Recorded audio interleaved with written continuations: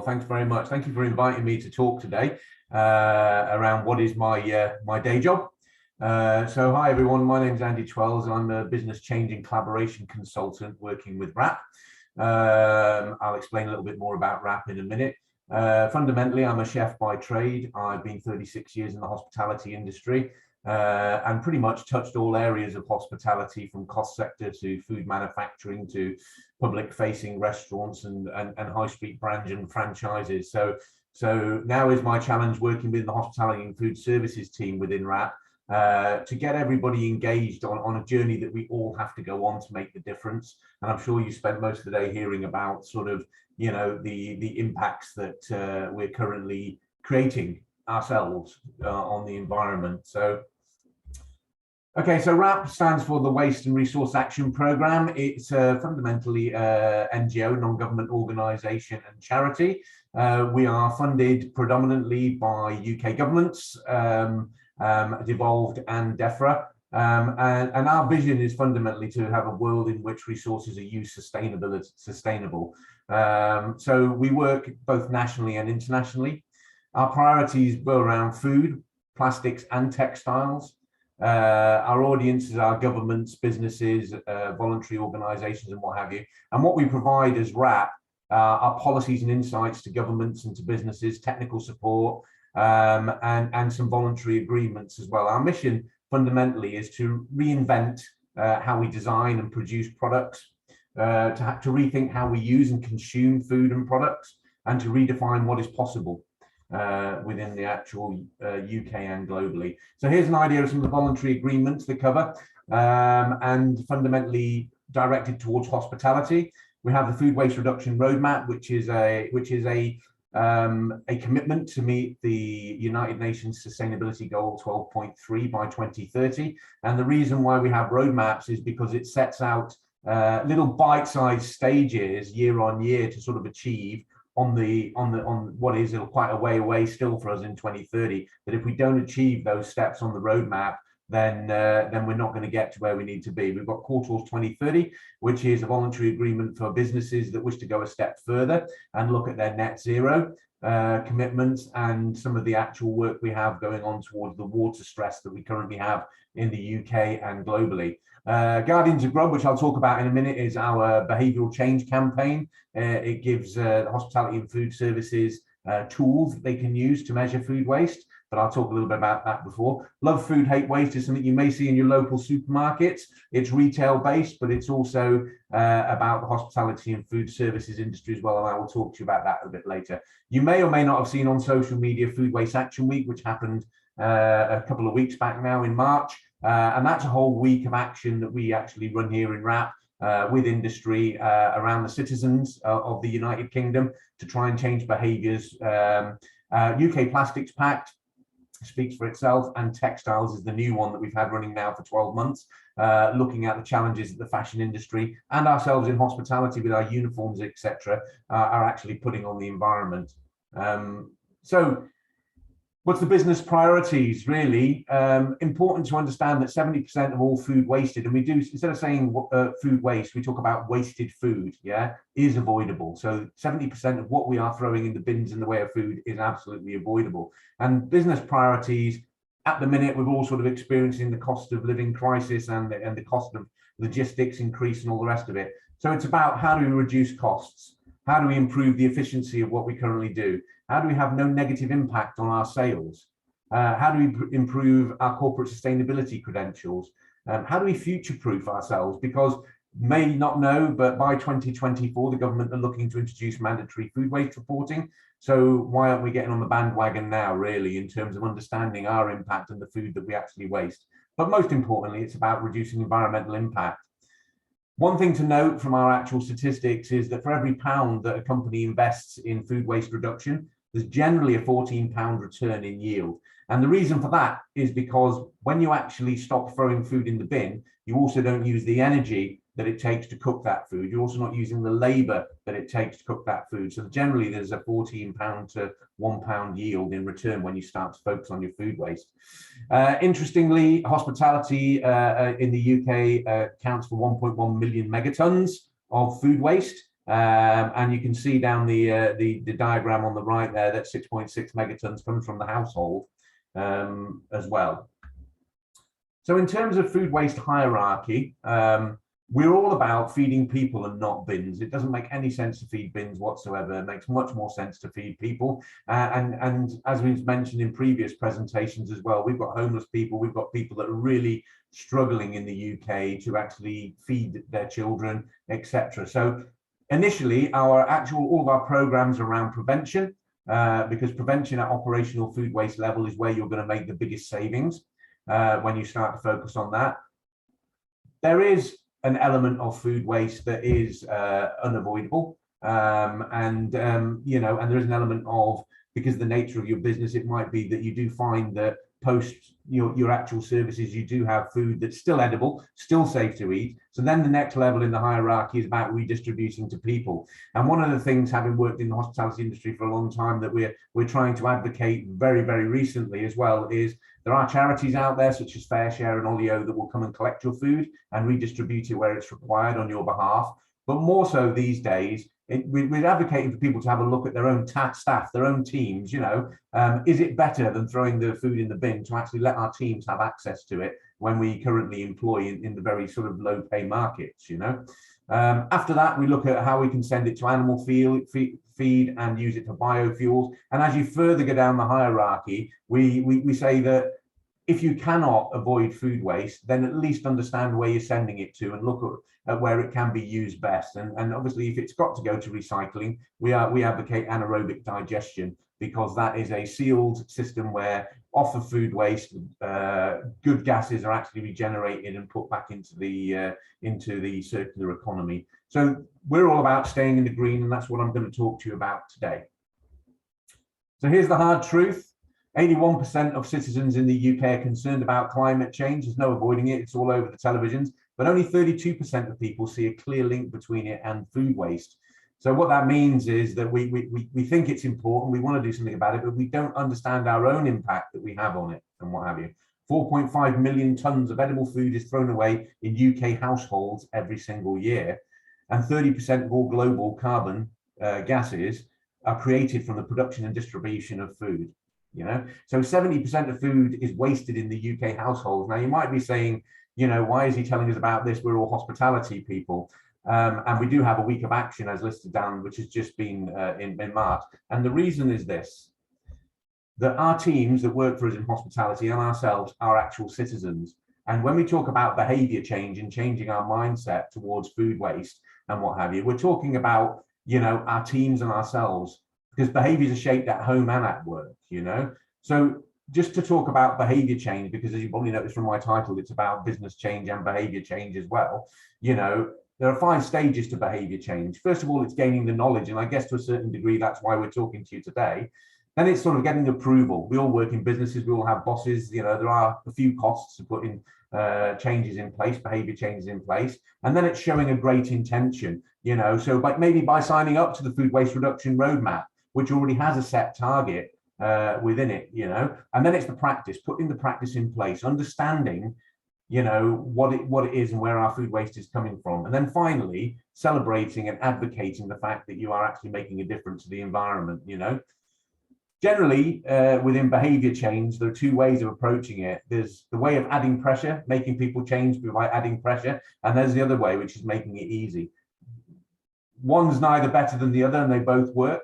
But in terms of behavioral loyalty, you can imagine the team's attitude is, I do this because it's my job and I've been told to do it. It's going to happen, or making it easy, getting that emotional loyalty in there. I do it because it matters to me. I do it at home and I believe my company really care. So you can see there are some different approaches to changing behaviors. But fundamentally, if people actually buy in and take ownership themselves, they're really going to run with the program for you, So here's a little diagram about highly engaged teams, because our teams are the people that are going to do it for us, but we as managers and leaders of our businesses have to put certain things in place to make sure our teams are engaged and their behaviors are aligned to where we want to be in our aspirations. So step 1, provide clear direction. Do we understand what it is we want to achieve? Are we telling our teams, through policies and standard operating procedures, how we're going to deal with the food waste problem we have within our actual establishments. The next one is about setting targets, making those targets aspirational, something that people have to challenge themselves to meet. Really drives engagement, you know. Then it's about training and collateral. Do we provide and train the teams to do what it is we want to do and we want to achieve? And I'm going to talk to you about that in a minute, about some of the free resources that are available through WRAP for you. But fundamentally, it's about creating a safe environment. Food waste is very contentious. You know, a lot of people don't want to put their hands up and say, I created that food waste by burning something, by over trimming the food and what have you. So it's about creating a safe environment in which people can say, hey, there's a behavior there that I've been doing for God knows how many years and I need to stop it, you know, and not making it a blameworthy environment. And then there's the team engagement piece. You know, we always know that things that we implement is more effective when our teams are engaged in the ideas and making them come to life.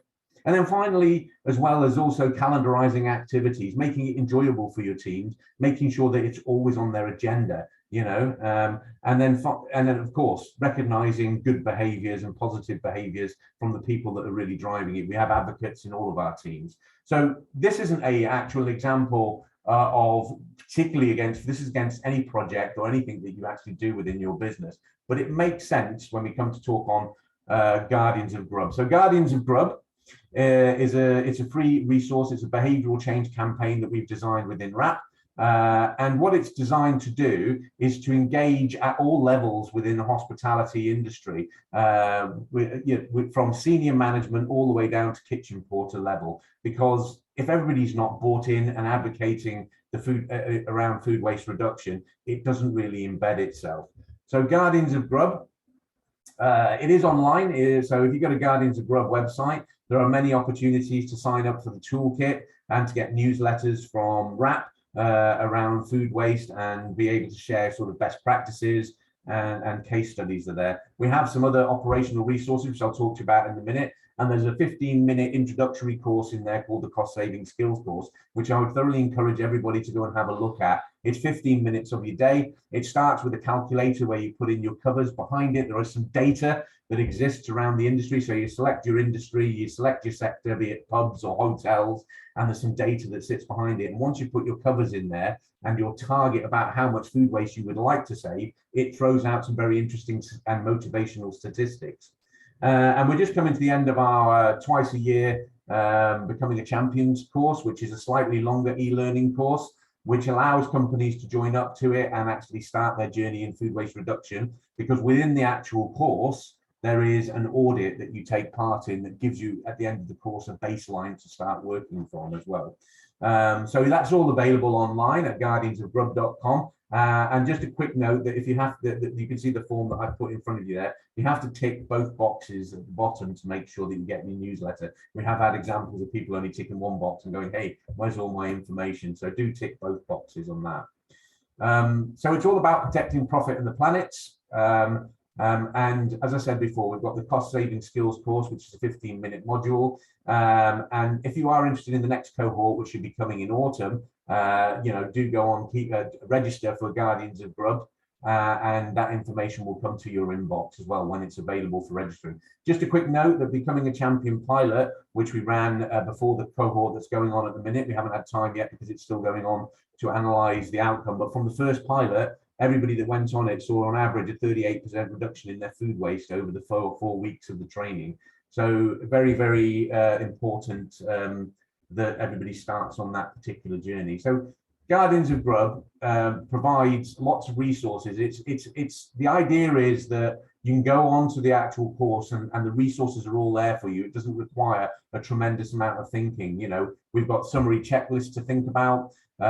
We've got some top tips to share with your teams. And we've got a 7-day tracking sheet, which actually makes up part of the initial sort of audit when you're going through the training as well. So lots of resources on there. I've just put 3 examples for what to share, but lots of information to get your teams engaged in the food waste reduction.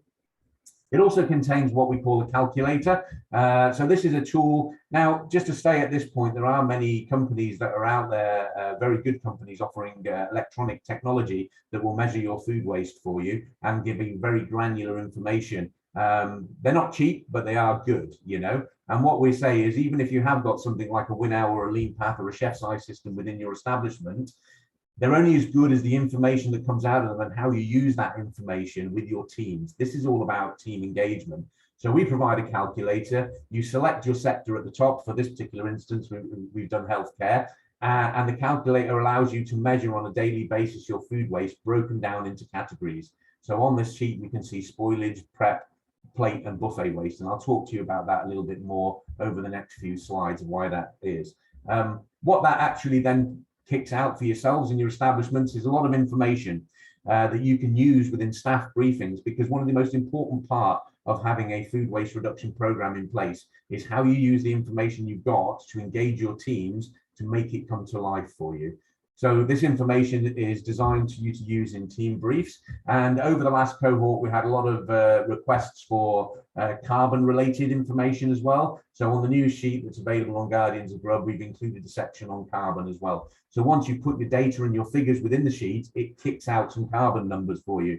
Now that's stuff that you can use to sort of communicate with your customers and perhaps your clients about and investors about how you're moving towards a net zero environment, so that's all available. Okay, I just want to take a moment to talk about the pragmatic way of reducing food waste, So here in WRAP, all of our programs are around categorizing food waste effectively and getting some little bit more granular information. It is good enough to have a bin at the back of your kitchen, which has got food waste. All the food waste goes in, and you may even know how much that weight is when it gets dragged off by your food waste supplier and what have you. What it doesn't tell you is what can you do with your teams to take action against it, because it's just a bunch of food waste. So what we advocate is, as a bare minimum, to break your food waste down into spoilage, food preparation, so that's waste that's generated while you're preparing the food, plate waste, which is the food that comes back from your customer's plate, which gives you a lot of information about how you're performing. Traditionally, as chefs, we would always say, empty plates means the customers are enjoying it. And then there's other waste as well. So generally, depending on the type of operation, it might be that you're a large hospitality venue, and that would be your other waste, or it could be that you're a buffet style restaurant or operation where it would be overproduction, i.e. you put too much food out that particular day for that service. So why we segregate down into these different waste streams is then it gives us a chance to talk with the team, and having that team engagement session, and asking the right questions to the team as well. These are the parts in which the team get to contribute. Could we have used that particular item? Does anyone want to create a recipe that can help us to use it moving forward? What does it cost? It's important for your team to visualize the cost of what they're throwing in the bin, because at that point then they realize, the impact that they're personally having towards the operation commercially. Did anything contribute to the waste? Was there a recruitment breakdown? Is there something we need to do as a management team to make sure it doesn't happen again in that area? Is there a better way to order it? Are we ordering in the right way? Are we creating waste by the way that we're ordering? Are we noticing any trends? Is there something that's going on? Do we need to replan the menu? Lots of different questions you can ask once you understand the area in which your food waste is coming from. Also within Guardians of Grub, we provide a food waste action plan with your teams. And as you can see, I've taken the liberty here of breaking down and demonstrating why it's important to break food waste down into sections, because each section has different actions and corrective actions against it. So in terms of preparation waste, it could be that there's a training need on your teams. They don't know how to use their knife skills, so they're trimming everything way too much, It could be the way you're purchasing things, needs to be reviewed, It could be that you need to sit there with your team and think about, okay, what is the best way to approach this? Have a blue sky thinking session and see how do you actually need to peel it in the first place? Can you serve your potatoes crushed with the skin on, for example, Spoilage waste, well, that's got another set of actions. That's around your ordering cycles, your storage systems. Maybe nobody's following the first in, first out rule. So you've got food going off in the fridge and new stuff being put in front of it. So you can see there's different correction actions by waste area. Plate waste gives us a lot of information. It gives us the opportunity to talk with the customers, to understand and look at the customers that maybe, we can review our portion sizes. Maybe we can take a few chips off the portion if every plate comes back and half that portion of chips is always going in the bin. And then there's the overproduction side, But one of the things we also add in the action plan, if you go back to remember the food waste hierarchy, is it's important for the teams to know where the food goes that does go in the bin, because that obviously gives them a nice warm woolly feeling, but at the same time, you know, it gives them a chance to know that even if they are creating food waste, that it's not just going into landfill. So within the action sheet, we've also got a redistribution column, food going to people, as we said before, and a column that actually works around how do we recycle the food waste we do have. And now, if you have an operation which is a buffet style operation, one of the actual actions is always about reviewing sort of batch cooking, going to batch cooking, make sure you're not overcooking and overproducing. So I just wanted to share a little bit of a personal story that used to frustrate me when I worked in those types of operations, which I call going beyond batch cooking. So for this particular example, and we're talking about a compound dish. So that's a dish that would contain meat, vegetables in a sauce. You know, and there were so many times within the sort of large operations that I work where we would produce, for example, 200 portions of a chicken jalfrezi dish. Let's take that as an example. And I've made those 200 portions, and at the end of the day, there's 30 portions left of what can only ever be chicken jalfrezi because it's already put together, you know. Now, what used to frustrate me was that potentially that day we were selling that as a premium product for £5 a portion, and the next day we were selling it as a jacket potato filling for £1 because we couldn't, you know, people had already seen it that the day before. So what I used to say with the team is, look, is there any way in which we can actually segregate this down better, you know, and actually is there any way we can cook the chicken marinated separately from the sauce? Yes, of course there is, you know. Is there any way we can cook the vegetables separately? Yes, of course there is. And is there any way that the sauce can be kept separate? And then as we require 20, 30 portions, we put the three elements together. And what that means is that at the end of the day, your chicken that's left can become a sandwich filling the next day. The vegetables that are left can actually become a soup or a salad or something like that. And the sauce can be frozen and used again for its primary reason and make its commercial targets it was supposed to make. And through those discussions with the team, we went beyond batch cooking and actually looked at how can we actually get better use out of our ingredients from a commercial perspective, but also from a food waste perspective as well. So I just wanted to share that with you. And lastly, if you start the journey and you join the food waste reduction roadmap and you start to put a food waste reduction program in place, it is really important to bang the drum and let all your customers, clients, and everybody around you and your investors know what you're actually doing. You know, there are further, because one thing's true about putting a food waste program in place, you will see your biggest savings within the first 6 months of actually putting it in place. But it's then important to keep it going. So certain things you can actually put in place to keep it going, such as team recipe competitions, always reviewing with your teams your food waste, you know, creating case studies to share with all the other people that are in tourism, Cornwall and what have you, you know, sharing best practice. Because one thing for sure, if we don't all do this together, we're not going to make sure that we get to where we need to be, which is that 1.5 degree warming by 2030. And of course, most importantly, why not make you know, food waste something that you measure your teams against? Are they contributing to food waste programs? Are they demonstrating practices that actually help you as an organization save money through food waste reduction? Recognize the people that are, because people love to be recognized and rewarded, and it's very motivational, as I'm sure you're aware. And then finally, within the actual Guardians of Grub kit, we've got a new wall of fame. And what we're looking for on here, and we have already, are people within the hospitality and food service businesses that really advocate the Guardians programs. It's free, you know, so why not use it, you know? But equally, why not advocate it? If you've had some success in reducing your food waste by using Guardians of Grub, or you've enjoyed the learnings that we provide free online as well, then why not advocate it? So these a selection of people that we currently have and are building on a weekly and monthly basis are all about collaboration. Because as I said before, if through collaboration and advocacy, we're going to get to where we need to get to a lot further and a lot faster than we are currently. So that's fundamentally it for me.